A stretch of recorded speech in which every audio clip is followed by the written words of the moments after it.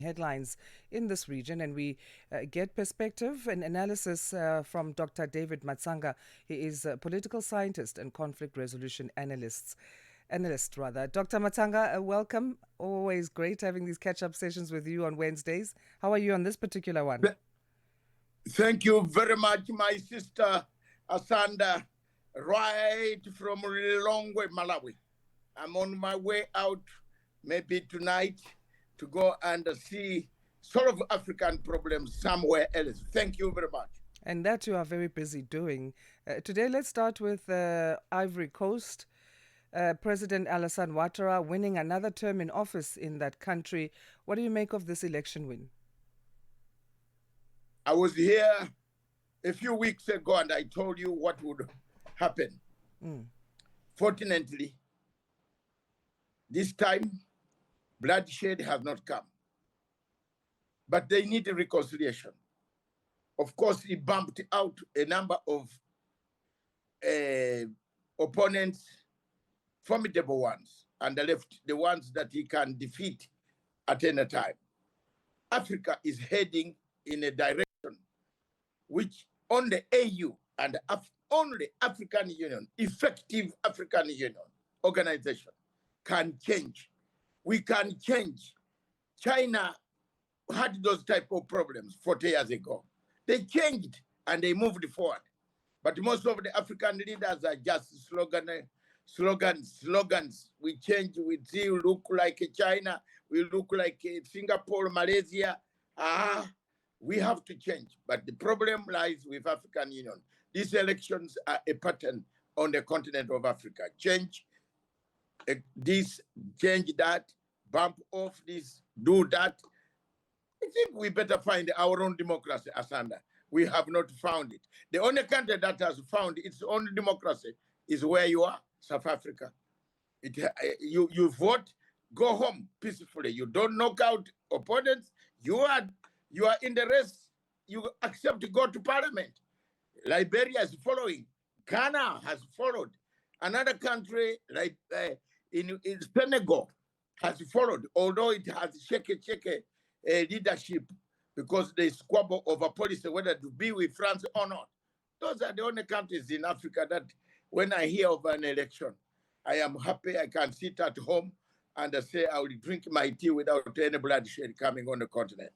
And that's the thing, our continent is so busy with elections, and Guinea as well. The plans for elections are for later this year, for the junta to hand power to civilians. But there's a trick. So in Guinea, those who want to run in the presidential election, they have to pay at least $100,000. What is this money? What is the justification for this amount of money? And where will these funds go? That it is a strategy of rigging.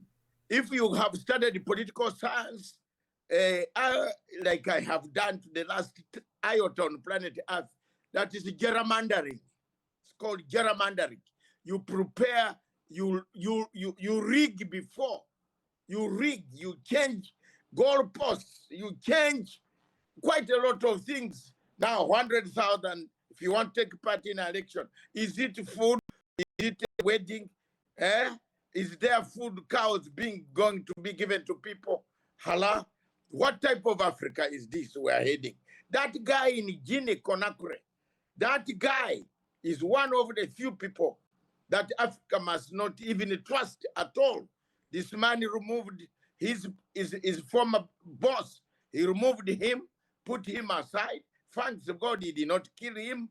But he became the master of the same masters, the French, who have actually used him. He's not like the other ones in Burkina Faso, Niger, and Mali, who are doing something progressive for their states. That one is a French mall that everybody in Africa should shun because you can see what it is. $100,000, who gets that money? Who? When people can't have even a loaf of bread and one spoonful of sugar, and you are telling them before you join the elections, that's gerrymandering of the highest degree. Can Guinean political parties, those who are in opposition garner this amount of money? Do they have enough financial support to afford to participate in these elections? Sandra, some of the political parties are briefcase political parties in Africa. Maybe if he was saying that he's trying to get rid of some political parties which are briefcase, you find one man calling himself a president, but with no office, no tax, no telephone, no secretary, no secretariat. He's just a peggy boy or a flower girl to the election. Why is Africa wasting that time? And then one problem is you find these European leaders, Europeans themselves, the ones that hold free, fair, credible elections, coming to Africa to enjoy our sunshine, our food, our human resources, that they are observing elections. They don't point out some of these silly mistakes that even Africa is making.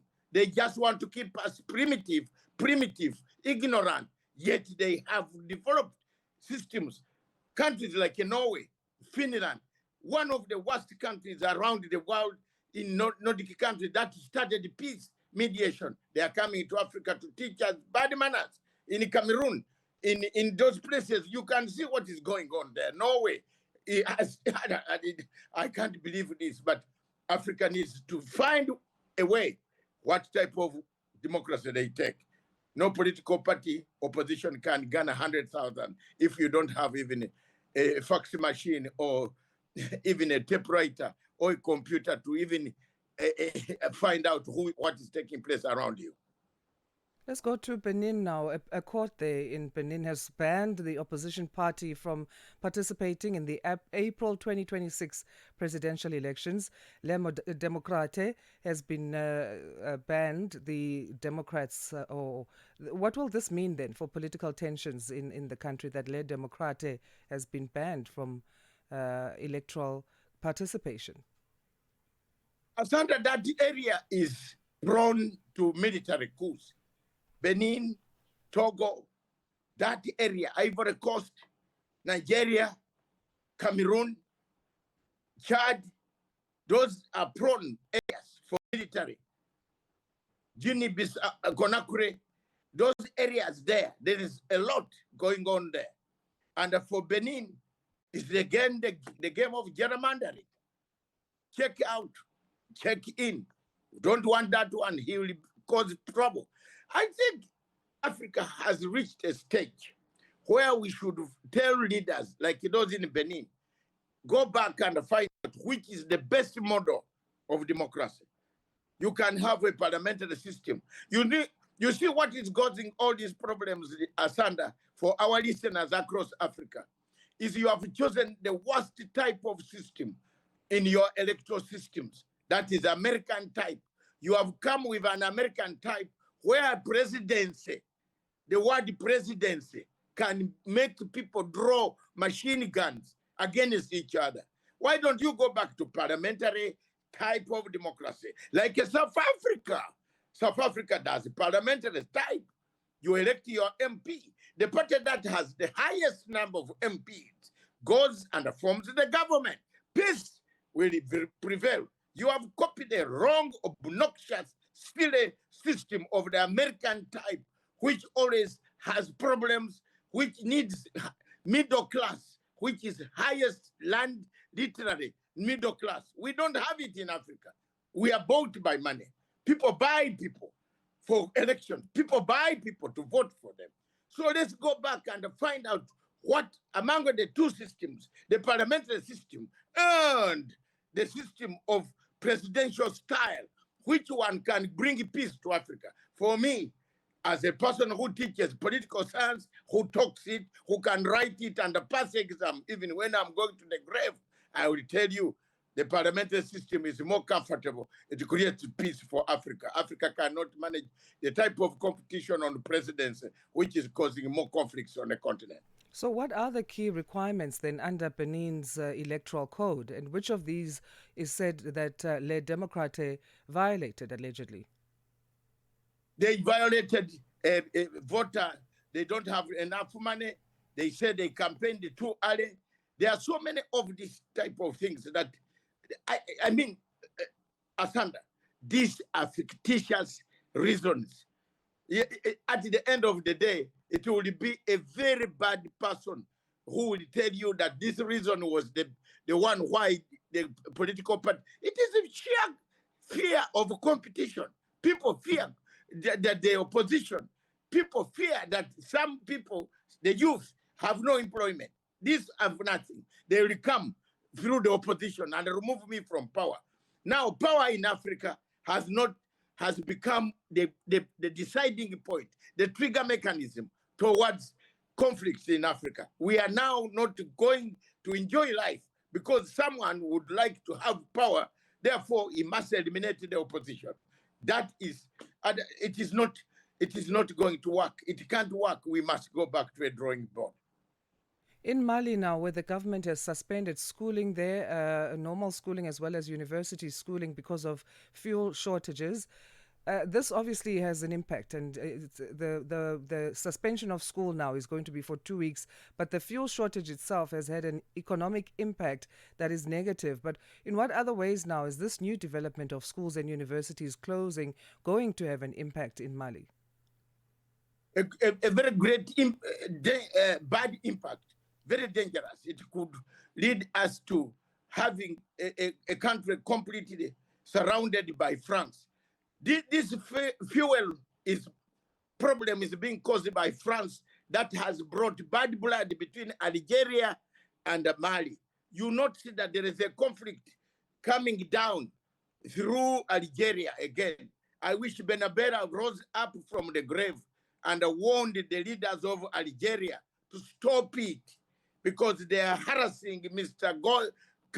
General Goita, who has done so well on terrorism. He has fought terrorists, he kills terrorists, he makes sure he defends this country, its cities, from going down to terrorism.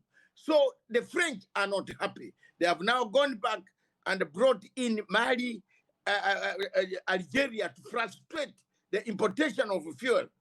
Mali has been receiving fuel very well from up in the north neighbor, like what we do in other African countries. But someone has poisoned Algeria, there is friction there, but all what I can tell you, Mali will not go down.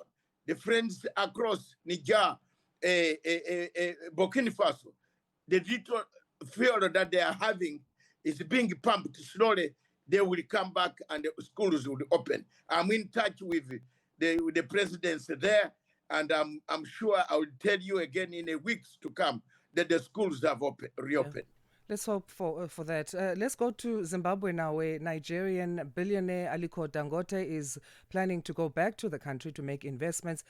He's going to be involved in a huge industrial expansion there in Zimbabwe. This will involve cement production, coal mining, as well as power generation. How needed is this type of investment in Zimbabwe, and what does Dangote need to be mindful of, cautious of, when it comes to this deal?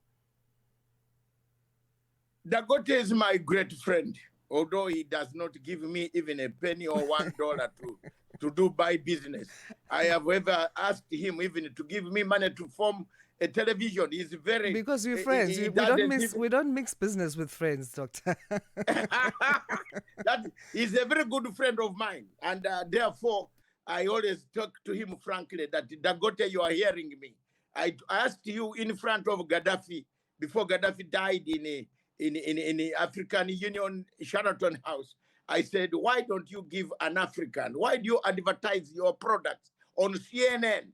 Give Matsanga money to make a TV in Africa and we shall be okay. We laughed in front of Gaddafi. But thank you, Dangote. You have listened to me. Zimbabwe is one of the countries that I have stood for since 1998. I have stood. You remember, if you look at my history, my brother, my sister Asanda, I am one of the few people injured by the systems of international community because of defense of Mugabe, defense of Dati Mnangagwa you see there. There I am telling you, nobody in Europe stood for those people. Nobody in Europe stood for Zimbabwe when it was isolated. I stood for them. I want to thank Dangote that for me as an African going home, thank you very much for doing what you are doing. invest in Africa.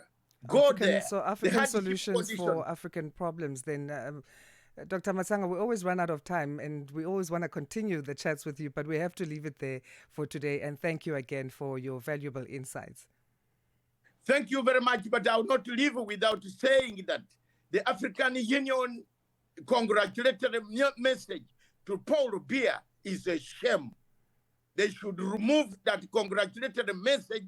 He has killed people there, maimed people there, and then African Union chairperson, surely you come and congratulate an election that was fraudulently managed. That is a shame for Africa. Thank you. Thank you, Dr. Matsanga. Talking of Cameroonian elections there, where the incumbent 92-year-old Paul Biya has been declared president for the 8th time.